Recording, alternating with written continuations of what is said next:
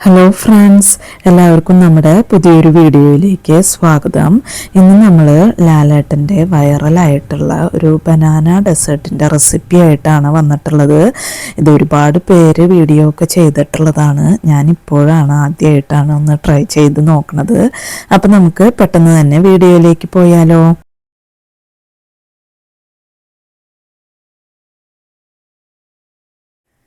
അതിനായിട്ട് ഞാനിവിടെ ഒരു 5 ചെറിയ നേന്ത്രപ്പഴം, നല്ല പഴുത്ത നേന്ത്രപ്പഴം നോക്കി എടുത്തിട്ടുണ്ട്. അപ്പോൾ നിങ്ങൾക്ക് എത്രയാണോ പഴം ആവശ്യമുള്ളത് അതിനനുസരിച്ച് നേന്ത്രപ്പഴം എടുക്കുക. അത് ചെറുതാക്കി സ്ലൈസ് ചെയ്ത് എടുത്തിട്ടുണ്ട്. ഇനി ഞാനിവിടെ ഒരു പാനിലേക്ക് 1 ടേബിൾ സ്പൂൺ നെയ്യ് ഒഴിച്ച് കൊടുത്തിട്ടുണ്ട്. ഇതിലേക്ക് സ്ലൈസ് ചെയ്ത് വെച്ചിട്ടുള്ള നേന്ത്രപ്പഴം നിരത്തി വെച്ച് കൊടുത്തിട്ടുണ്ട്. ഇനി നമുക്ക് ഈ നെയ്യിൽ ഈ നേന്ത്രപ്പഴം നന്നായിട്ടൊന്ന് ഒരു ബ്രൗൺ കളറ് ഷെയ്ഡ് വരുന്ന പോലെ ഒന്ന് വഴറ്റിയെടുക്കണം. ഇപ്പോൾ നേന്ത്രപ്പഴമൊക്കെ ഞാനിവിടെ നന്നായിട്ടൊന്ന് വഴറ്റിയെടുത്തിട്ടുണ്ട്. അപ്പോൾ നിങ്ങൾക്ക് ഇനിയും ഇതിൽ നെയ്യൊഴിച്ച് നല്ലൊരു കളറാക്കി എടുക്കണം എന്നുണ്ടെങ്കിൽ അതുപോലെ ചെയ്തെടുക്കാം കേട്ടോ. ഇനി നമുക്ക് മധുരത്തിന് ആവശ്യമായിട്ട് ഞാനിവിടെ ശർക്കര പൊടിച്ചതാണ് ചേർത്ത് കൊടുക്കുന്നത്.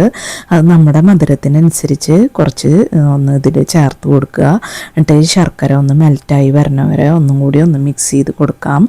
ശർക്കരയ്ക്ക് പകരം തേനോ ബ്രൗൺ ഷുഗറോ ഒക്കെ ചേർക്കാവുന്നതാണ് കേട്ടോ.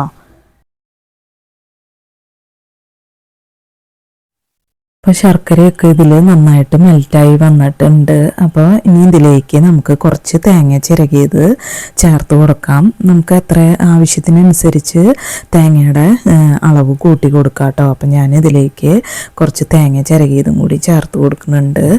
എന്നിട്ട് നന്നായി മിക്സ് ചെയ്ത് കൊടുക്കുക. ഇനി നമുക്ക് തീ ഓഫ് ചെയ്ത് കൊടുക്കാം. ഇത് ജസ്റ്റ് ഒന്ന് ചൂടാറി വരുമ്പോൾ നമുക്ക് ഒരു പാത്രത്തിലേക്ക് സെർവ് ചെയ്യാനായിട്ട് നോക്കാം.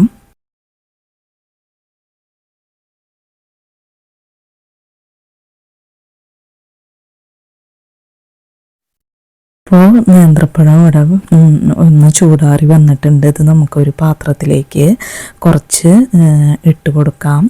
അതിന് ശേഷം ഇതിൻ്റെ മുകളിൽ വലിയൊരു സ്കൂപ്പ് വാനില ഐസ്ക്രീം ഞാൻ വെച്ച് കൊടുത്തിട്ടുണ്ട്. ഇനി ഇതിലേക്ക് ഞാൻ കുറച്ച് തേൻ ഇതിൻ്റെ മുകളിലൊന്ന് സ്പ്രെഡ് ചെയ്ത് കൊടുക്കുന്നുണ്ട്.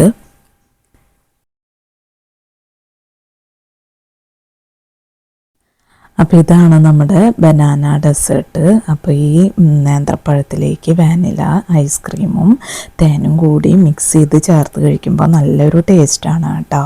നമ്മൾ കഴിക്കാത്ത ഒരു ടേസ്റ്റിലുള്ള ഒരു ഡെസേർട്ടാണിത്. അപ്പോൾ എന്നെപ്പോലെ ആരെങ്കിലും ഇതുവരെ ട്രൈ ചെയ്യാത്തവരുണ്ടെങ്കിൽ ഒന്ന് ട്രൈ ചെയ്ത് നോക്കിക്കോളൂ കേട്ടോ. ഒരു അടിപൊളി ഡെസേർട്ടാണ്. അപ്പോൾ ഇത്രയേ ഉള്ളൂ ഇന്നത്തെ വീഡിയോ. ഇനി നമുക്ക് മറ്റൊരു വീഡിയോയുമായി കാണാം. അതുവരേക്കും താങ്ക് യു.